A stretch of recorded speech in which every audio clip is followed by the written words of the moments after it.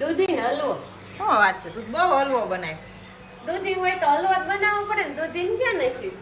હા, ગામડેની દૂધીને આપણે દેશી દૂધીનો હલવો બહુ સારો બને હો. એની વાહે એનો ભાઈ પીવું પણ કરે.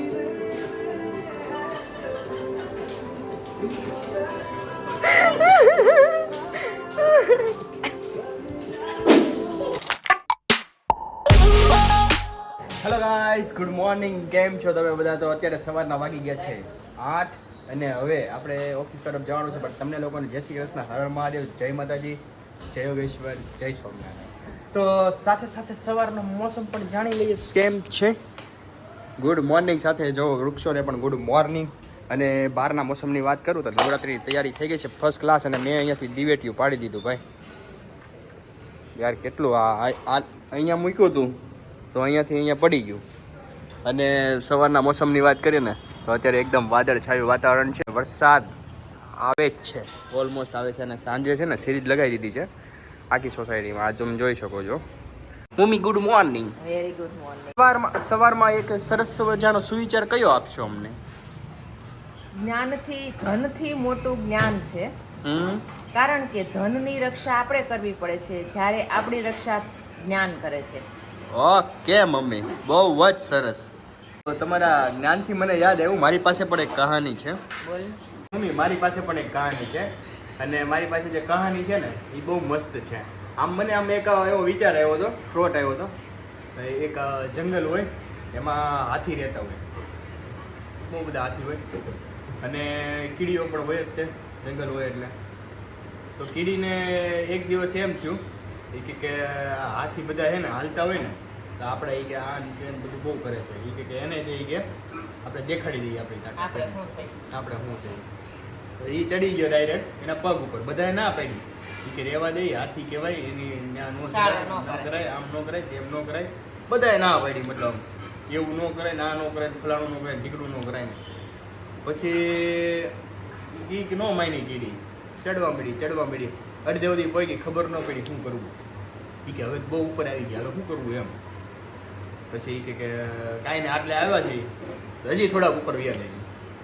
તો એ થોડાક હજી ઉપર ચડ્યા ને એટલે આમ પીઠ ઉપર ચડે એટલે હાથીના પીઠ ઉપર ચડે એટલે આમ એને લાગે કેવું, એને તેમ લાગે ને કે ઓહો આટલું મોટું વિશ્વ છે. એ કે આપણે તો બાપુ છે. એ કે એમ તો એ કે આ રેડી. એ કે પણ એ કે હાથીને કે આપણે એ કે દેખાડવું તો છે જ તે એકવાર એમ.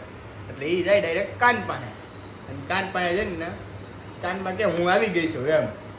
એટલે હાથી ડાયરેક્ટ ગર્જના કરે, એમ ગર્જના કરે.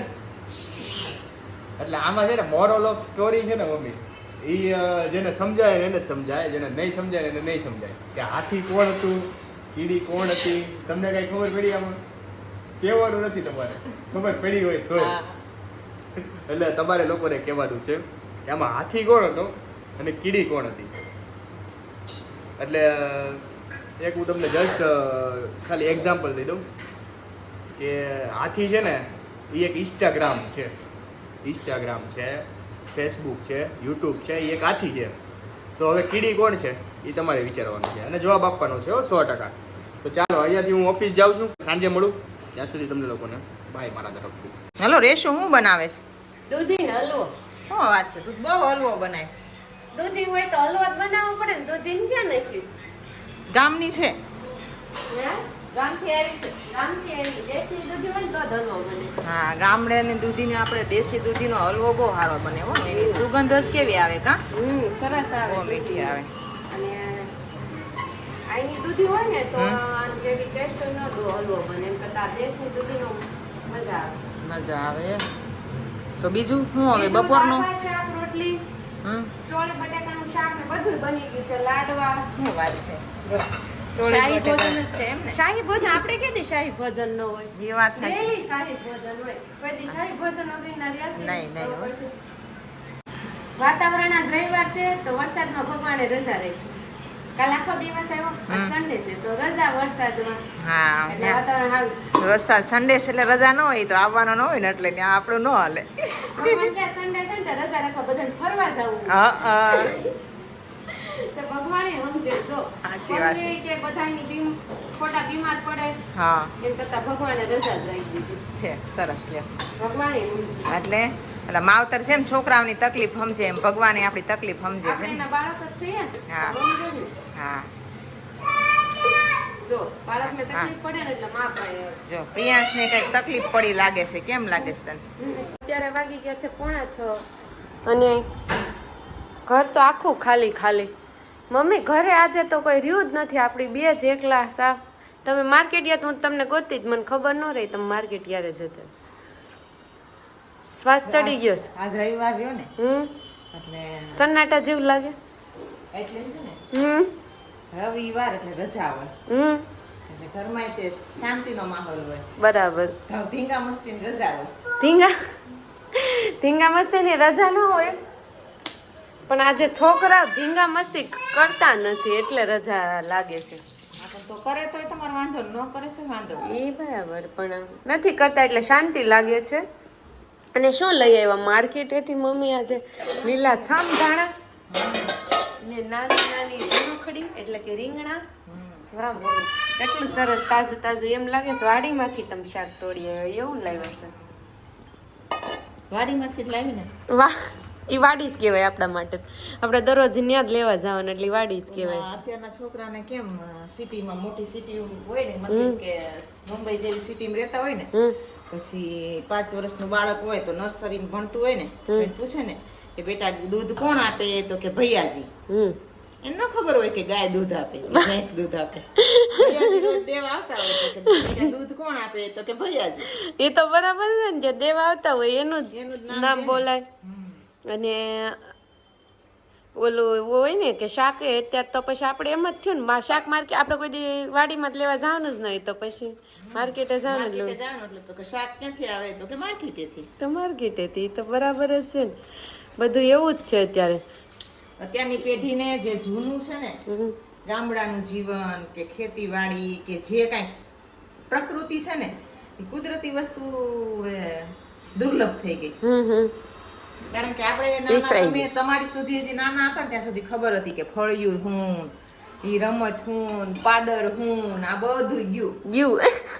ચોરો, પાદર, ફળિયું આ બધું ગયું. અત્યારના બાળકોને તમે પૂછો ને કે પાદર એટલે તો કે તો હું એટલે હું એમ એટલે શું, અને તોય પાછા કહેવાય હું ભણેલા. પણ આપણે એમાંય પાછા ઇંગ્લિશ મીડિયમ વાળા બાળકોને તમે પૂછો ને કે જા તો 10 રૂપિયાનો લઈએ તો કે એટલે કેટલા.